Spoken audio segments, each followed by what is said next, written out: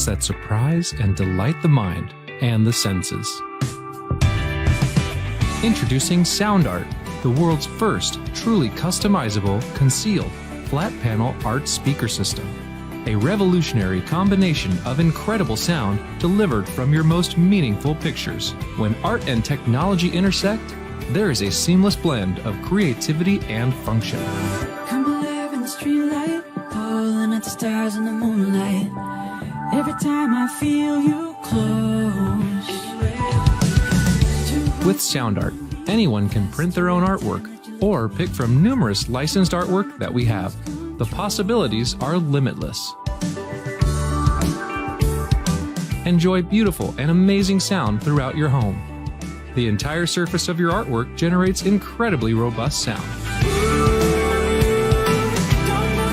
Sound Art is elegantly hidden behind a high-grade, textured canvas wrap, bringing together the best of sound and art. This innovative design allows for a truly invisible, high-fidelity sound experience without bulky speakers. For licensors and other businesses, we are capable of producing thousands of units per day. We're using the highest quality materials to give you the best product available in the market. Everywhere you look, there's always art. What I like so much about Sound Art, that you could just pair it and play. Ansia, your art never sounded so good.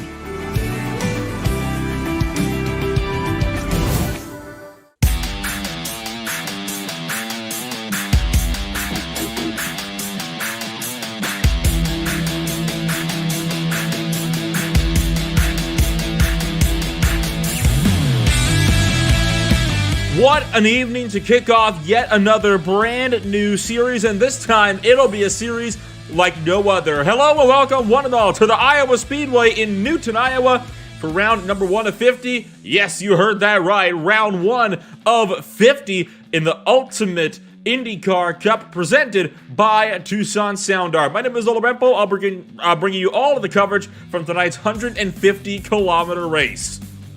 28 cars getting set to duke it out for 107 laps of this beautiful little facility, about 0.85 miles long. Definitely one of the fastest short tracks you will find in the world, if not just in the United States of America, to the point where some have said it's the short track that races like a proper speedway.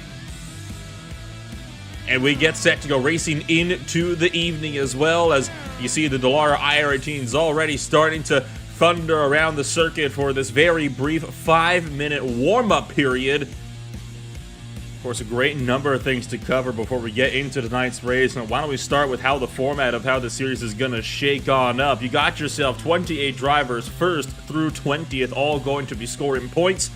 And this season, going to be a true test of driver skill at just about every racetrack, or every type of racetrack under the sun. You've got your street circuits, you've got your road courses, you've got the long endurance races, you've got the short ovals, you've got the speedways.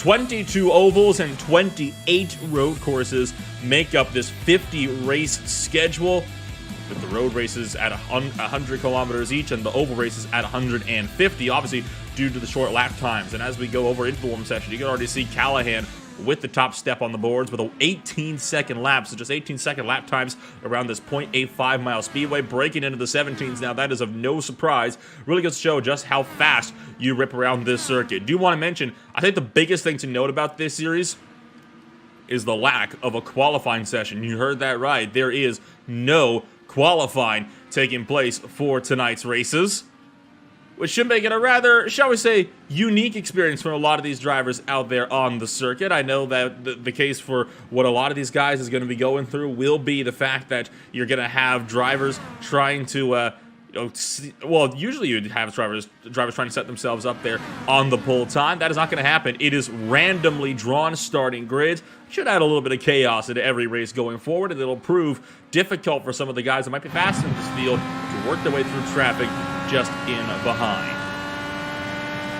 Going to take on board with our current top of the time sitter, Lance Callahan, as he thunders around the circuit. Watch the speedometer on the right-hand side, breaking past 300 kilometers an hour on just that little short of a straightaway. And that is, they're unbelievable speeds that these cars are able to reach. For those that are not too familiar, 310 kilometers an hour, which is what he was hitting at the end of the front straightaway. That's about 192 miles per hour. Again, going to show just how fast these cars can accelerate. Having to back it off about 250, but then fly back up into the 300-second range. Breathtaking speeds, and it's going to be 28 of these drivers all ripping around wheel to wheel, just inches apart from each other at speeds exactly like that for the entirety of tonight's 107-lap event. Fuel tanks have also been limited to just 35%, so we are expecting drivers to be making a few pit stops over the course of this race for fuel, which I think will add a whole other level of insanity at the end of these races when you got guys trying to come on in and come down to pit road, others trying to leave pit road, all while lap traffic is getting mixed up in the mix of things. We're expecting lap traffic to be caught relatively early in tonight's races, as will be the case for a lot of the short oval races, probably in the first 15, maybe 20 laps or so, if we get lucky. But that's before we hit tracks like the Bull Ring, where your race leaders could easily be catching lap traffic within just 10 laps of the race going green. Well, about 20 seconds are remaining here in this warm-up session, so as we get set to take a brief step away, we're going to take a rundown here for your starting grid in just a few moments as we watch the last of the warm-up times start to tick on through with just those precious few final seconds left before the checkered flag flies.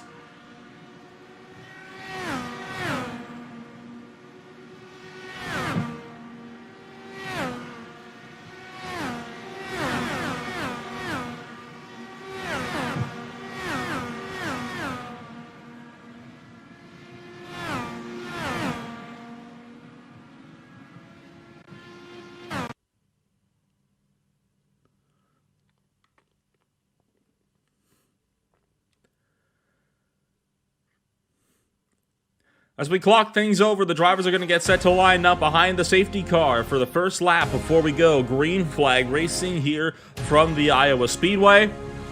And the random draw puts one Dwight Schrute up on pole position with Lance Callahan beside him on the front row. Stephen Colon is in third. He was topping the warm-up times with Peter Granson in fourth. Dirt Diggler is fifth. Harold Donovan sixth. Dusty Waggles is in seventh with Austin Tyler in eighth. Nathan Christensen ninth. Brandon Mayhew in 10th with Nathan Ormond and Will Parrish rounding out row number 6. Your 28-car field. That's awfully convenient for Callahan and Kelowna to find themselves so far up the boards. Brian Grigsby is 13th with Hank Hill in 14th. Richard Wood is 15th with Roger James down in 16th. Isaac Clark sits 17th. One Major Dad is going to be at 18th place. Carter Thompson is 19th with Betty Johnson in 20th. Andrew Lemke is 21st with David Byers in 22nd. Christian Russell, Jim Halpert rounded out 23rd and 24th. That leaves the likes of Diane Ringler, Josiah Remus, Ron Dangler, and Connor Wiggins to round out your 28-car field from the Iowa Speedway. So we get set to go racing for the first ever race in the Ultimate Indycar Series presented by Tucson Sound Art.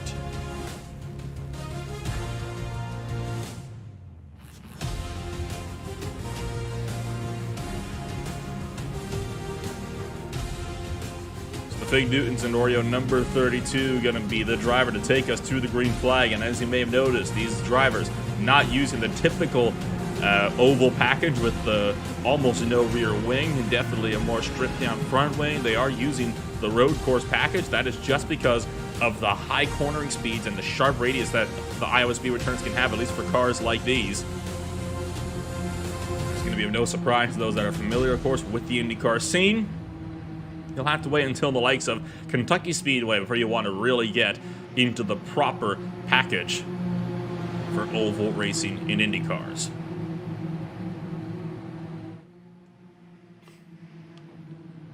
Pace car is down in. Dwight Schrute in his number 32 machine going to take the field of 28 cars strong to the green flag, and we're underway for race number 1 here at the Ultimate IndyCar Cup.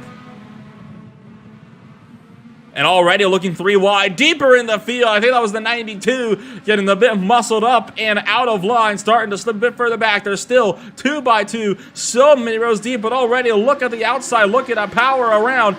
This position swap left, right, and center. Nathan Christensen in a bit of a fight with Nathan Orman and Betty Johnson at the moment for about the 13th place. And how about this with Parrish and James going side by side? Major Dad can work his way up past Will Parrish now, down into turn number 3 and down the back straightaway. Granson's taking over the lead already from Dwight Schrute, struggling to just hang on.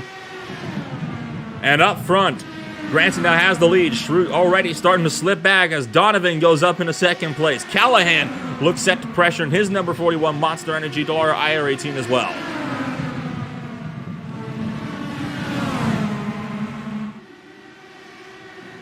And there you see Nathan Christensen currently in a fight with Diane Ringler and Brian Grigsby on the inside on that purple and black, or pink and black, 06 machine. This is all the battle for 17th place.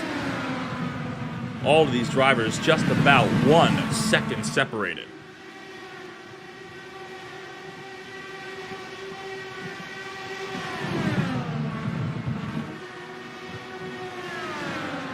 Up in front, the battle for 7th place is going on with Betty Johnson just tucked in behind. And how about this with Schrute being put under fire? Cologne goes up in a P3, and now Dwight Schrute gets up into the outside wall. So the number 32 car making contact with the wall has that given 32 car some damage as he's still trapped 3 wide now with the number 3 of Brandon Mayhew on the inside line. I think that might have given Schrute a bit of front wing damage. Harold Donovan, Peter Granson going side by side for the race lead as Donovan goes up into P number 1 with already Granson starting to slip back. That 62 car just absolutely on fire so far today.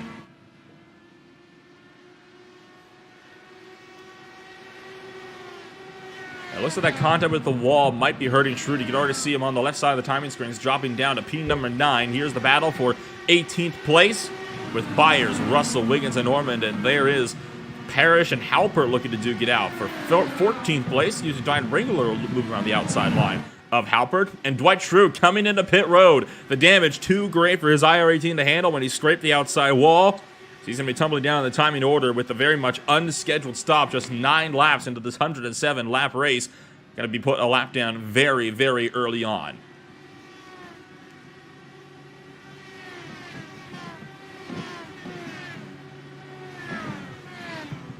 And already on the track map, look at Donovan. 2 seconds clear already of Stephen Cologne. And with Schrute now effectively out of this battle for the race lead, this is going to be huge for Donovan, because that means he essentially almost has no competition pulling them away. Damaged front wing on the front straightaway there, and David Byers stopped in the corner. Looks like he might be having a bit of some problems. And he is missing the left half of his front wing and stuck on the inside line. No caution, though. We're going to keep this race under green flag conditions, and you definitely tell already, just bouncing along, that he has got some major issues with that car. No, how about that? Front right tire ripped off of the axle. We're going to back things up here. We'll show you exactly what it is that happened here. He's pushed up into the wall out of turn 4. Looks like it might have been. That's where we saw the front wing come from, but got up into the wall, couldn't get off of it. That destroyed the right front tire and just collapsed the entire suspension. Looks like it was the 27 car. Didn't force him up into the wall, but the 27 was looking to pressure him on the inside line. That was Nathan Ormond. So no contact made, and there's just an overreaction there from Byers. There's the fight for 5th place. Peter Granson and Betty Johnson going side by side down the front straightaway. And Johnson will take one away from Granson into turns 1 and 2. But look already at Peter Granson looking to work the high side. And how about that for some 3-wide action just in behind as Nathan Ormond powers around the outside. Sorry, Christian Russell powers around the outside of Nathan Ormond, and you just see Dwight Schrute 3 laps down at that in the middle of this pack. It's at a point now for Schrute. What do you do if you're in this type of situation? You know you're faster, but you have to move out of the way at some point. Up front, Josiah Remus, Roger James looking tight in a battle for 7th place. They're trying to close up with Granson as well. There goes Remus looking to take the outside from Granson down in the turn 3, and he's going to do just that. So the 70 car going to be up a spot. Major Dad will clear as well. Granson started to slip further down the order. That inside line not helping him out in the slightest right now. The middle line is really where most of the speed is so far on the day. Right on board with Peter Granson in his number 21 machine. And just able to peak at 301 kilometers an hour. Not quite able to hit the 311, though, that drivers like Lance Callahan were doing earlier on in the warm-up session.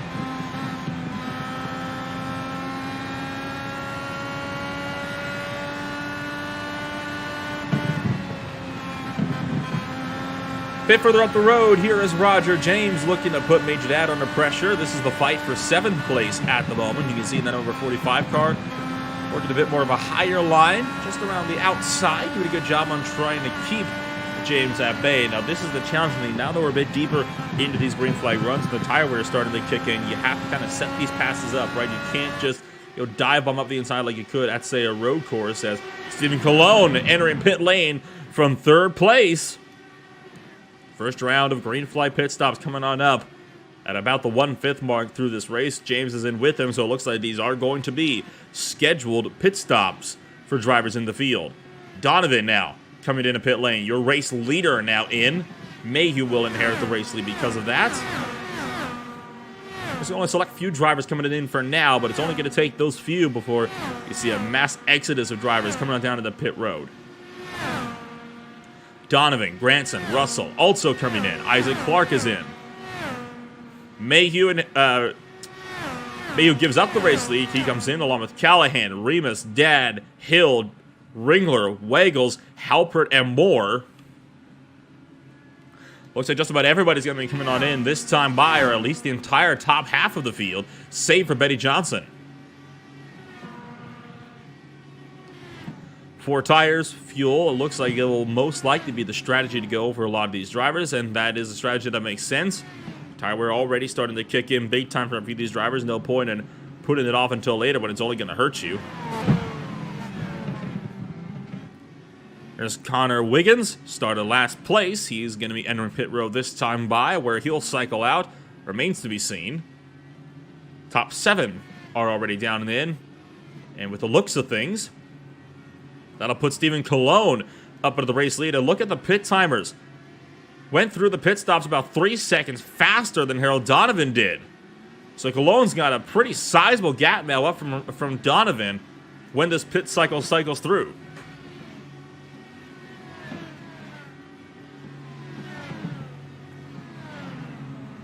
You see the last of the drivers just exiting pit road as Dad and Johnson trade hands for 5th.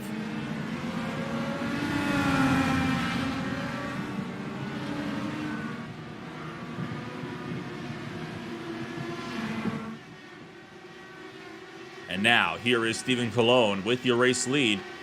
7 seconds up from Harold Donovan. And already you can see that the top 2 have pulled away at least 3 seconds over Lance Callahan, but that gap could very quickly grow.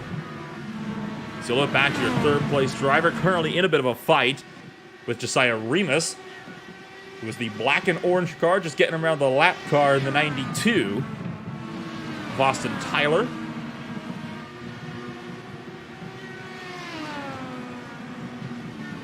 And after the first round of pit stops, here are some of the biggest movers and shakers. How about Remus, already up 22 spots from where he started earlier today.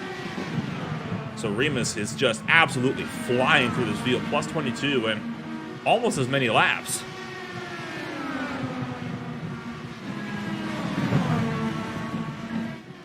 And still picking his way through lap traffic. At this point, only 15 cars left on the lead lap, and we're not even halfway through. Schrute so far, the only driver more than 1 lap down. Byers is down 9, but he is, I believe, still in pit road. Speaking of Schrute, there is Schrute coming on down at this point, as it would be for fuel service. He came down so early. He's almost a full pit cycle off schedule from everybody else.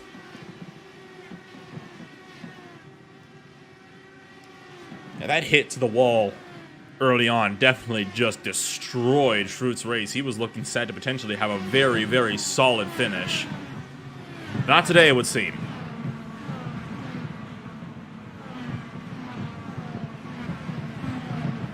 So So it looks like about 22, 23 laps or so is going to be the strategy call for a lot of drivers in this field.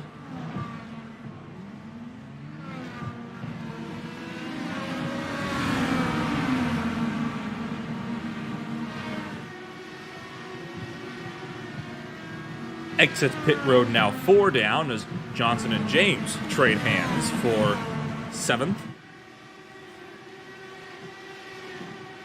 Looks like a good number of the actual side-by-side battles have kind of eased up a little bit so far as this race has started to progress in and everything's more settled into the natural order of things.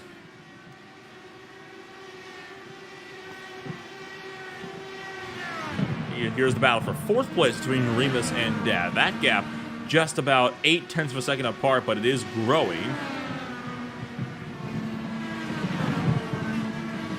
And Dad's got Mayhew just in behind, about 1/10 back actually, making about 2. Mayhew, of course, in that DHL number 3, doing a good job on trying to reel in the number 45. This is the fight for the last spot inside the top 5. We're right on board with Mayhew here. Watch as he starts to close in the gap.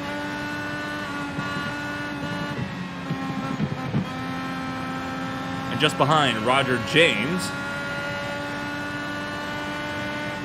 Trying to close it to Betty Johnson, though. There is some lap traffic between them, but look at how much, though, James is trying to close on in that fight for 7th place. Jim Halper watching on with the fight just up the road. I believe that is going to be the number 18 on his inside. So this is a position battle. That's Christian Russell that Halper's trying to fight with. I think this is actually more like a 3-4-way scrap here for the top 10 spots. You see Peter Granson's in the mix of this as well, taking the outside line away from the 16 car of Stephen Colon.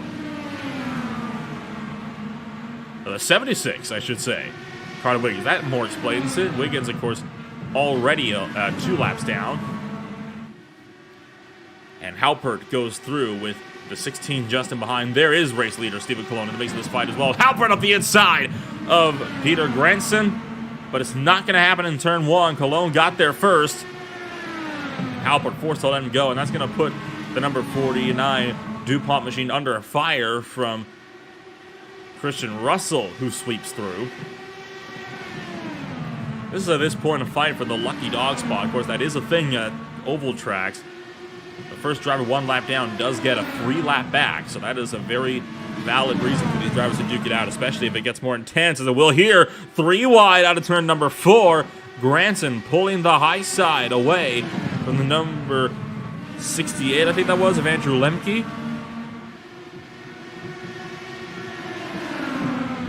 And Colon now has got Harold Donovan just 1 car behind. It was just 2/10, but that expended up pretty greatly as Harold Donovan actually made the call to come into pit road with Major Dad and David Byers.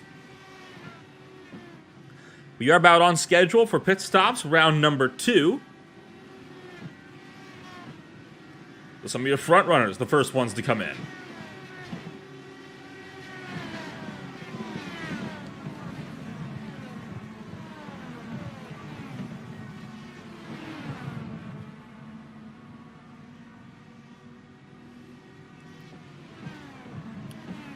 Hill, Colon, all coming in at pit road this time by. Callahan is in.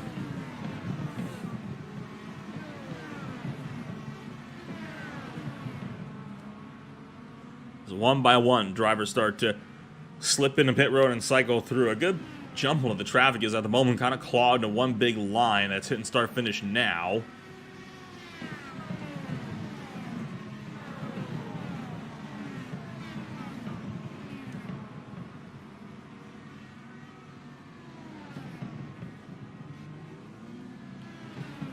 And you see Stephen Colon just exiting pit road, exit bottom right, stage right. And there you can see that the top 9 have still yet to pit in your field, but they are very much due for a stop. Mayhew has actually gone a lap further on this stint than he did his first one. He's not going to dare to go 2 as he has just entered pit road off of turn 4.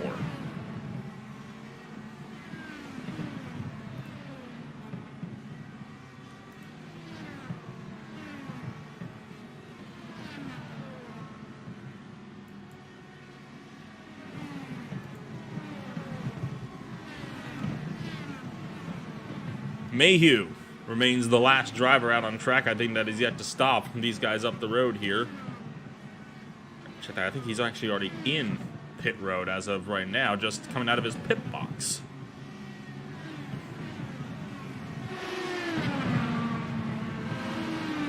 There's Donovan putting Schrute another lap down.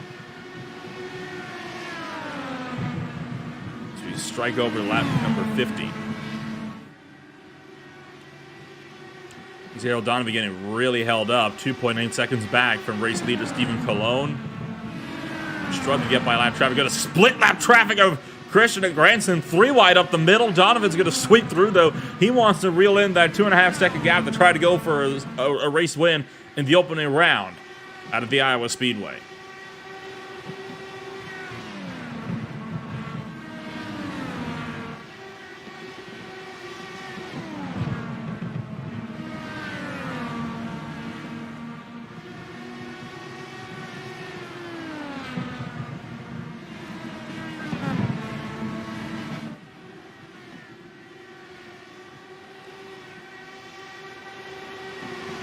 Last of the drivers has just cycled through. Schrute, of course, still one whole pit cycle off, is back down into the lane.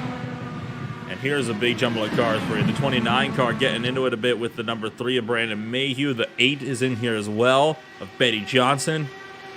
You see Dusty Waggles in the mix of this. This is all lead lap traffic combined with lap traffic, all trying to get through each other and battle with each other. The 68 is also in the mix of things. Now Andrew Lemke, who's not even fighting with any of these drivers. And we cross over halfway through race number 1. So with the second round pit stops complete, and most of the battles at this point having fizzled out around the racetrack, we're going to take a couple of laps here and we'll ride on board with Jim Halpert and take a quick commercial break. We'll be back with you in just a moment. SoundArt introduces an entirely new way to listen to music in your home.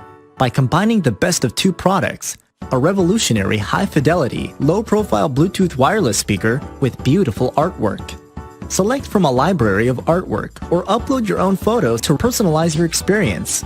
SoundArt ushers in an era of invisible, beautiful, and amazing sound throughout your home and redefines your entire entertainment system. The need to reclaim your floor space and rid your home of unsightly speaker boxes that need to be bolted to the wall is now a thing of the past. Our canvas is printed on high-quality permalite by Breathing Color. And select from our gallery or upload your own. Standard sizes include 16 by 20 and 18 by 24 canvas wrapped. Custom sizing is available, as well as surround sound options.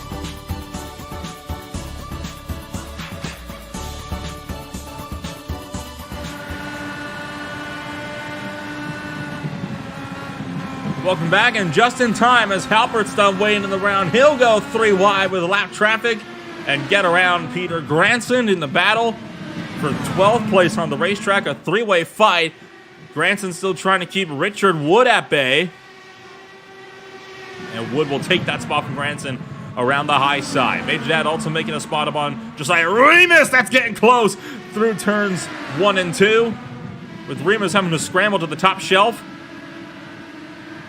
Christensen now holding up this entire train, and Halpert in a fight with Wood now, who's just going to get held up here, though, by Christensen, I'd imagine, up into turn 1. And all while Betty Johnson is trying to have a work through on this. There's Granson looking to fight back. Josiah Remus still in the mix as well. And they're going to split traffic 3 wide with Remus taking the bottom from Halpert.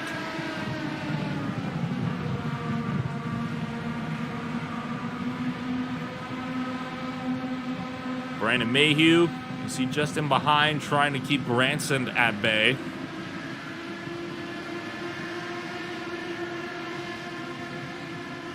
As Major Dad comes into pit road for the third time today. At this point, we're going to be having one more round of pit stops after this initial one that's starting to take place here. There's race leader Stephen Colon, 4.5 seconds clear from Harold Donovan. He has just broken away. Oh, getting all sorts of sideways, though, as he slammed on the binders in 3 and 4, and he'll come down to pit road.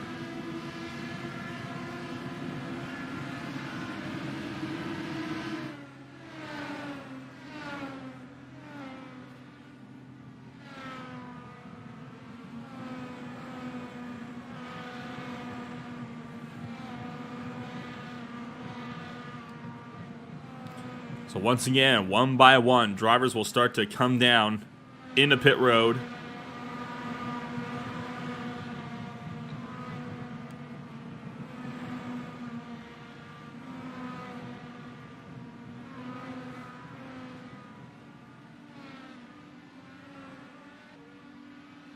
Colon with a very clean pit stop. He'll be entering right behind lap traffic, though. Got a little bit of breathing room to work with, and even some drafting help that he could use from these. Just got to hope that dirty air doesn't hold him up too much. I think for the looks of things, though, he will still be net race leader when everything cycles through. As Remus and Johnson come down to pit road, Mayhew will inherit the race lead now. Ringler is in as well.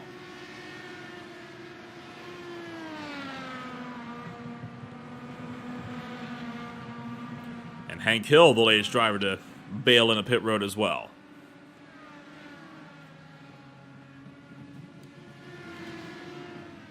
And I believe this may allow Richard Wood to take the race lead if he stays out for one lap and Brandon Mayhew comes into pit road.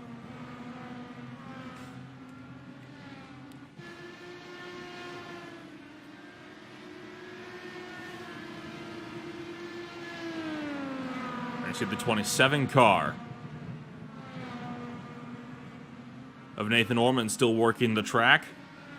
Up to second place now, 4.8 seconds behind Wood, who does end of the race lead briefly before he comes down to pit road, and Orman's going to go with him.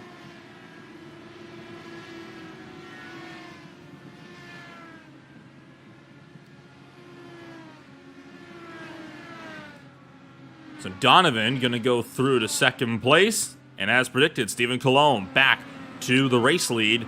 And now 5.3 seconds clear. So Colon going to be the driver to beat tonight.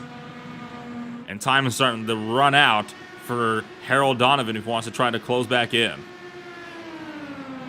Only 8 cars are on the lead lap. That is about to become 7, as Roger James and Betty Johnson swap hands for 6th and 7th place. There you see the 45 car trying to close up to Callahan, who's about a second up the road.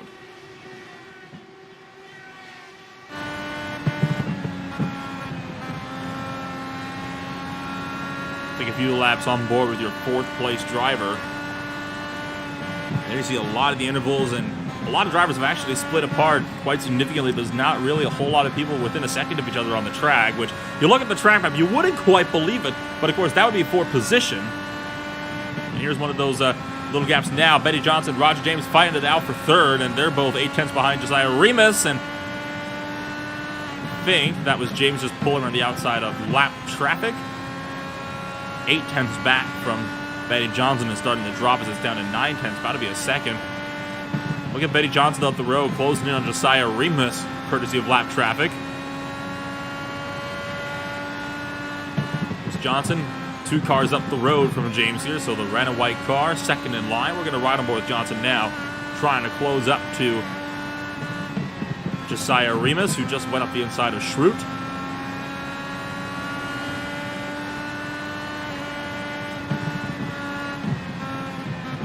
Overall, it has been a very clean race. He had a couple of dings with the wall early on, but that hasn't impacted a whole lot of drivers. This is Granson and Ormond get set to maybe duke it out amongst themselves, along with Jim Halpert for 13th place. The 49 car has been on the move so far tonight, and Halpert looking very, very strong throughout the course of this race. looks set to score pretty decent points haul. Not the greatest, but not a bad way to start off your season. Looking on with the back end of Major Dad, who has got the likes of Josiah Remus just half a second back, and Remus is the black and orange car on the inside line. So Dad is starting to, no doubt, look out of his rear view mirrors here and trying to keep eyes on where Remus is. And now that Remus is clear, lap traffic will be clear to run down the P4 driver.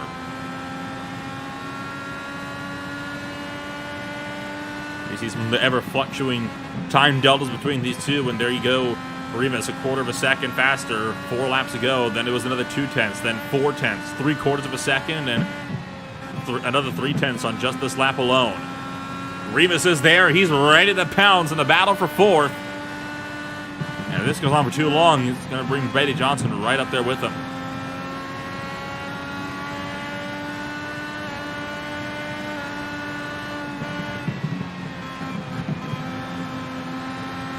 At this point, Remus is just going to be trying to set up Major here to go for a move. Will it come to 3 or will it come to 1? And that's going to be one of the big ticket questions right now.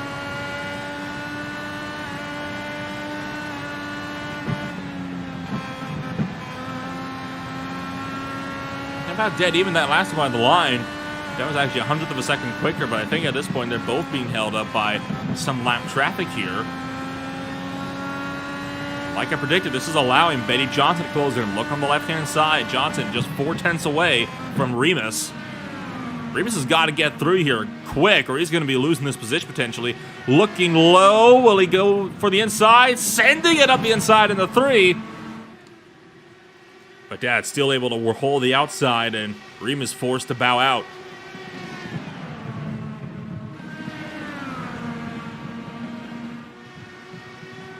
And now Betty Johnson in the mix of this. It's a 3-car fight now for P4. Johnson, of course, that white and red number 8 machine just tucked in behind in the Husky Chocolates machine. Few drivers still waiting for one more round of pit stops on the night, and from the guys up here in the top group, and Major Dad will be the first of those drivers to come down, and he's coming in now. Major Dad realized he was getting held up, and he wanted to come down to pit road to potentially avoid being held up any further than he had to, maybe come out on top with that P4. We'll have to see how Remus and Johnson work with each other, though, and lap traffic if they're going to try to maybe see if they can potentially bump Dad out of the top 5.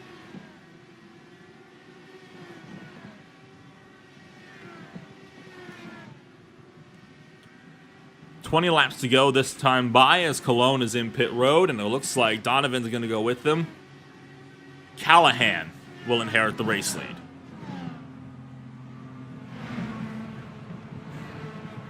Round number 2 will be at the Charlotte Motor Speedway Roval. For now, you are watching round number 1 of the Ultimate IndyCar Cup here at the Iowa Speedway. A 50 race schedule with 22 ovals and 28 road courses. Just an absolutely barn burner of a season, no doubt, coming on up for us. As the final round of pit stops on the night starts to cycle through.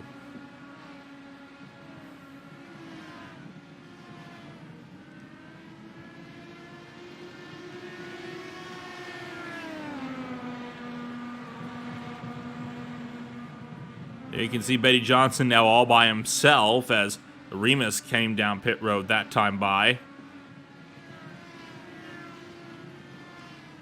So Betty Johnson might be looking to potentially try to pull around from the outside lane.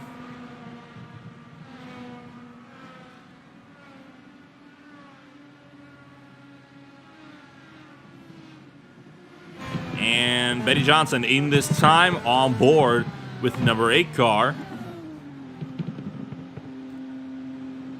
She enters pit road.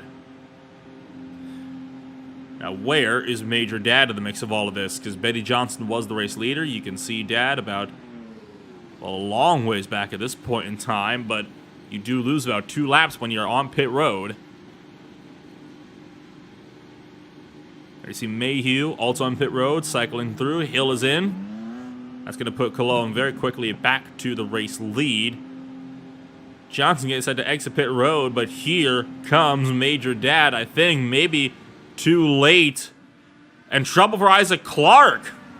Clark stopped on the racetrack, I think potentially ran out of fuel. As Johnson is out of pit road and well clear.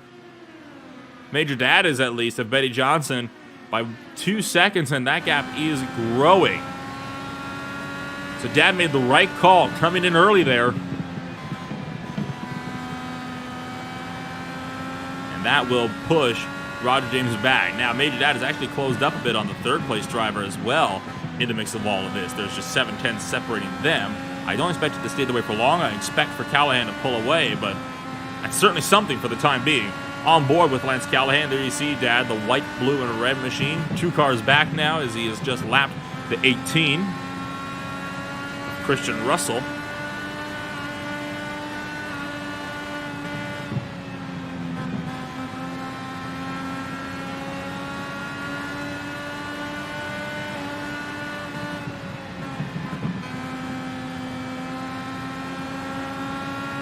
Saw Dad was closing in by about a second a lap, about 4 laps ago. That has not remained the same as of now, though. Still closing, yes, but not as much as I think Dad might like. Still has time to get him, though, by the end of this race.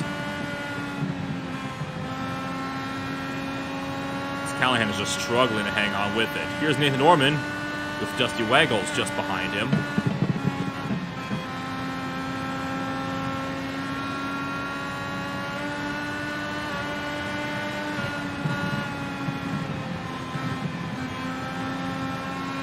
Right on board now with the 91 of Waggles, who is caught in a big heap of lap traffic for the time being, trying to close up to Orman, but so far not having a whole lot of luck in doing so. 9 laps to go from Iowa.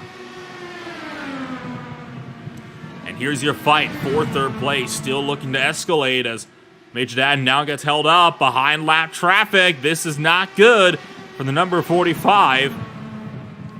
3 lap cars in the way. All that work trying to pull up to Lance Callahan. 4 tenths to a second. In just a third of a lap. Dad now has to start worrying about Roger James just in behind along with Betty Johnson. They're both starting to close in.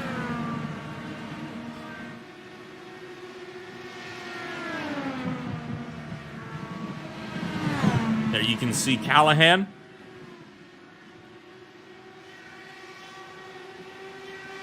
Working his way through in the number 41.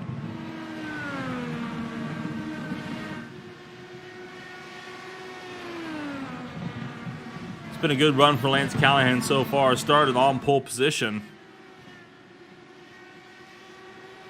Sorry, that was Dwight Schrute that was on pole position. I do apologize for that one. Started third place. Hasn't really moved around a whole lot, but still sitting third. Not a bad points haul at all. Stephen Colon has been the driver that has just been moving so far tonight. 16. That 16 car has just been flying, and there's just no stopping him. With 4.5 seconds to go, guys like Donovan and Callahan at this point hoping that Cologne wrecks out, or something else catastrophic tends to happen. There's Betty Johnson, Roger James just a quarter of a second back. And there's Major Dad up the road. Once again, your 3-car battle for 4th place. He's back on, coming to 2 laps to go. Or 3 laps to, I should say. Leaders will be coming around to take 2 to go. They're in 3 and 4 right now.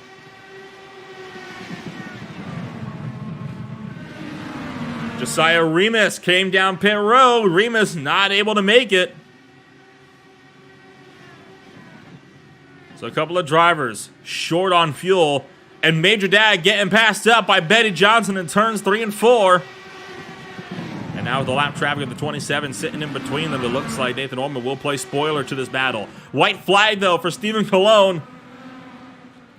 Coming around through 3 and 4 this time by. Colon led a majority of this race, and now he will come home and win race 1 of 50 at the Iowa Speedway in the Ultimate IndyCar Cup. And here comes your fight for 5th place, coming around through 3 and 4 now. There you see it, just at the top end of the shot. Dad trying to hang on to a top 5 finish. James right there with them, and misses out in the top 5 for James by just 13 thousandths of a second. What a ride for so many of these drivers out there in this field, and what a way to open this race. A very clean race and a caution-free one at that for 28 IndyCars around Iowa. That can be a little bit of an impressive feat to put up. Take a look now at your official Tucson Sound Art post-race results.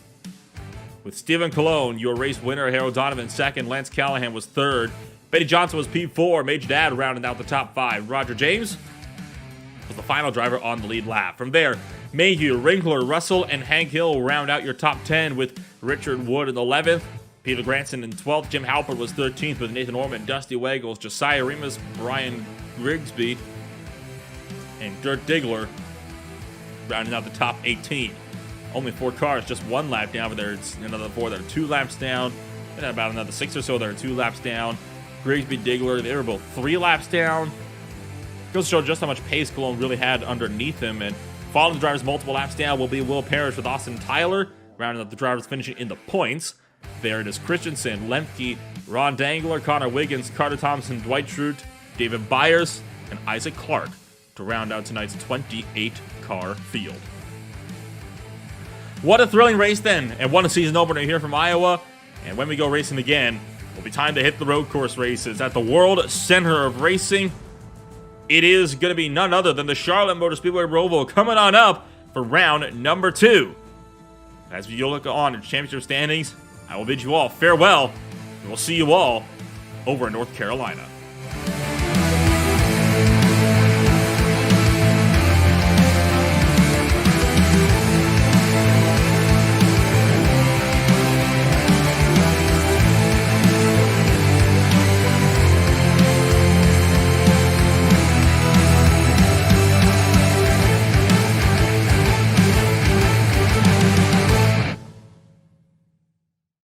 There are moments that surprise and delight the mind and the senses. Introducing Sound Art, the world's first truly customizable, concealed, flat panel art speaker system. A revolutionary combination of incredible sound delivered from your most meaningful pictures. When art and technology intersect, there is a seamless blend of creativity and function. Come alive in the streetlight, pulling at the stars in the moonlight. Every time I feel you close. With Sound Art, anyone can print their own artwork or pick from numerous licensed artwork that we have. The possibilities are limitless. Enjoy beautiful and amazing sound throughout your home. The entire surface of your artwork generates incredibly robust sound. Sound Art is elegantly hidden behind a high-grade, textured canvas wrap, bringing together the best of sound and art. This innovative design allows for a truly invisible, high-fidelity sound experience without bulky speakers.